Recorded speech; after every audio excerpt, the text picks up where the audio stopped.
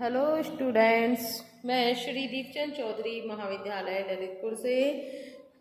आज आपका home science MA first semester की क्लास में आपका स्वागत है। आज मैं बताऊंगी कि सामाजिक अनुसंधान होते क्या हैं और इसके उद्देश्य क्या हैं। तो सामाजिक अनुसंधान यानी सोशल रिसर्च, यानी समाज में जो समस्याएं उत्पन्न हुई हैं उन पर रिसर्च करना और उसके रिजल्ट के रूप में ऐसे निष्कर्ष देना जिससे कि लोगों को लाभ मिल सके। तो सबसे महत्वपूर्ण बात यह है कि ये ज्ञान की प्राप्ति की वह विधि होती है या वो मेथड होता है जिसमें निरीक्षण, वर्गीकरण, प्रयोग और निष्कर्ष की सामान्य वैज्ञानिक पद्धति पर ये जो है वो आधारित होती है और उसी पद्धति के द्वारा न केवल उन अज्ञात सामाजिक घटनाओं को खोजा जाता है बल्कि उसका विश्लेषण किया जाता है और अंत में निष्कर्ष निकाला जाता है और इसका संबंध सामाजिक तथ्यों, घटनाओं या उसमें पाए जाने वाले अंतर संबंधों से होता है। और सामाजिक अनुसंधान सामाजिक जीवन के संबंध में खोज करने की एक वैज्ञानिक विधि होती है। तो इसमें आप जो महत्वपूर्ण रूप से परिभाषाएं हैं उन परिभाषाओं में सीए मोजर की परिभाषा, बोगार्डस की और पीवी यंग की, इसकी आप याद कर सकते हैं और इसको अपने जब क्वेश्चन आपको आता है कि सामाजिक अनुसंधान का अर्थ एवं परिभाषा दीजिए, तब उस वक्त आप मिस्टर पीवी यंग और बोगार्डस और मोजर तीनों ही वैज्ञानिक की परिभाषा बहुत ही महत्वपूर्ण है और सब एक तरीके से पूरी तरीके से वो काफ़ी एक्सप्लेन किया गया है कि सामाजिक अनुसंधान या सोशल रिसर्च आखिर होता क्या है। इसके बाद जो सबसे बड़ी इसका जो है ऑब्जेक्टिव की बात करते हैं कि सामाजिक अनुसंधान के उद्देश्य क्या हैं। तो ऑब्जेक्टिव की बात करें तो सोशल रिसर्च के दो ऑब्जेक्टिव ही सबसे जो है महत्वपूर्ण माने गए हैं और ये दिए गए थे प्रमुख रूप से कहा जाए तो सैल्टिस जहोदा के अनुसार भी और पीवी यंग ने भी जो है इनके जो है मतों को जो है समर्थन किया था कि ये दोनों ही जो उन्होंने उद्देश्य बताए हैं, व्यवहारिक और बौद्धिक, ये दोनों ही उद्देश्य महत्वपूर्ण जो है माने जाते हैं सामाजिक अनुसंधान के उद्देश्यों के अंतर्गत। तो जो पहला है हमारा बौद्धिक उद्देश्य, इस प्रकार के जो अनुसंधान होते हैं उनमें सामाजिक घटनाओं के नए तथ्यों का जो है अध्ययन किया जाता है और पुराने सिद्धांतों की जांच की जाती है। सिद्धांत तब बनते हैं जब वैज्ञानिकों के अनुसार जब रिसर्च की जाती है और सत्य की खोज करने के बाद जो है सिद्धांतों को तैयार किया जाता है, यानी ये सत्यता पर आधारित होते हैं। तो इस तरीके से जिन लोगों ने पहले जो रिसर्च कर चुके हैं समस्याओं के ऊपर, उन समस्याओं का जो है उसकी भी जाँच की जाती है। इसके साथ साथ सामाजिक अनुसंधान का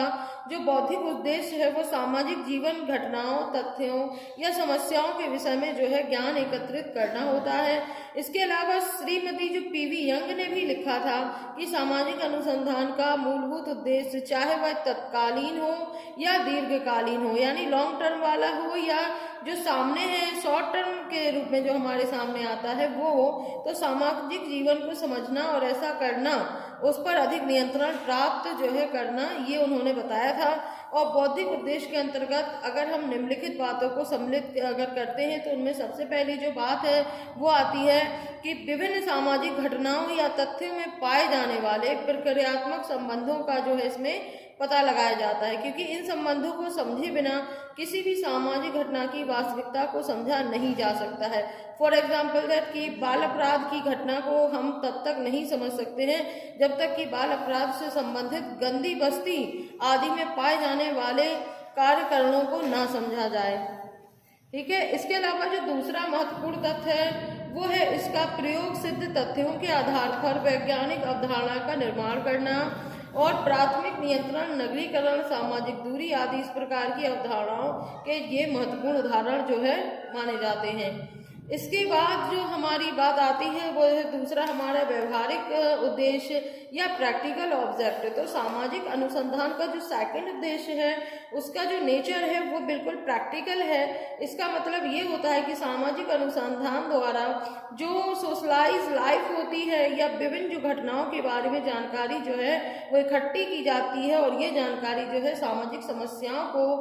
हल करने या सामाजिक जीवन को अधिक गतिशील बनाने में जो है हेल्प करती है। और इस व्यवहारिक उद्देश्य जो है वो निम्न प्रकार से हैं, जिनमें सबसे पहला जो माना जाता है वो है ज्ञान, प्राप्त ज्ञान जो कि सामाजिक तनाव को दूर करे और सामाजिक संगठन को बनाए रखने में सहायता प्रदान करता है। जैसे जाति, राष्ट्र, विवाह आदि के संबंध में भी अनेक गलत धारणाएं जो है बनी हुई है। इन गलत धारणाओं को दूर करके सामाजिक जीवन को प्रगतिशील बनाना जो है ये सबसे पहला जो है सहायता प्रदान करने में ये व्यवहारिक उद्देश्य काम करता है। दूसरा जो ये काम करता है वो है सामाजिक घटनाओं पर नियंत्रण पाने का, और शोध कार्य करके जो शोध करता है होता है वो सामाजिक घटनाओं को नियंत्रित करके उसी के समान अन्य सामाजिक घटनाओं पर विभिन्न कारकों के प्रभावों को देखता है, जिससे कि नियंत्रण है उस पर कंट्रोल जो है बढ़ता जाता है और उससे भविष्यवाणी की क्षमता जो है वो काफ़ी बढ़ जाती है। और इसका तीसरा जो काम होता है या तीसरा इसका जो कहा जाए कि इसका उद्देश्य होता है वो है सामाजिक शोध से जो ज्ञान प्राप्त हुआ उससे सामाजिक समस्याओं को सुलझाने में जो है ये सहायता प्रदान करता है। और पुराने समय में समाज जैसे कि सरल था, लेकिन आधुनिक समाज जो है वो काफ़ी जटिल हो गया है, बहुत ही कॉम्प्लिकेटेड हो गया है, तो उतनी ही जो है इसमें प्रॉब्लम भी जो है काफ़ी कॉम्प्लिकेटेड हो चुकी हैं। इसीलिए आज का जो आधुनिक समाज विज्ञान व प्रौद्योगिकी प्रगति के साथ साथ उत्तरोत्तर भी जो है इसका जटिल होता जा रहा है। तो इस तरीके से अगर देखा जाए तो ये उसके महत्वपूर्ण उद्देश्य माने जाते हैं। और इसके अलावा बेकर ने जो है सामान्य उद्देश्य बताया, सैद्धांतिक बताया, व्यवहार मूलक बताया, राजनीतिक बताया। और महर की बात करें तो उन्होंने शैक्षिक, व्यक्तिक, संस्थात्मक, राजनीतिक और युक्त इस तरीके के कुछ बताए हैं। लेकिन जो है मोस्ट जो माने जाते हैं वो सामाजिक अनुसंधान के उद्देश्य में बौद्धिक उद्देश्य और व्यवहारिक उद्देश्य ये दोनों को ही जो है काफ़ी महत्वपूर्ण माना जाता है। और इसके साथ ही नेक्स्ट वीडियो में हम जो सामाजिक अनुसंधान के प्रकार होते हैं यानी जो भी टाइप्स हैं सोशल रिसर्च के, उनके बारे में हम जानेंगे। धन्यवाद।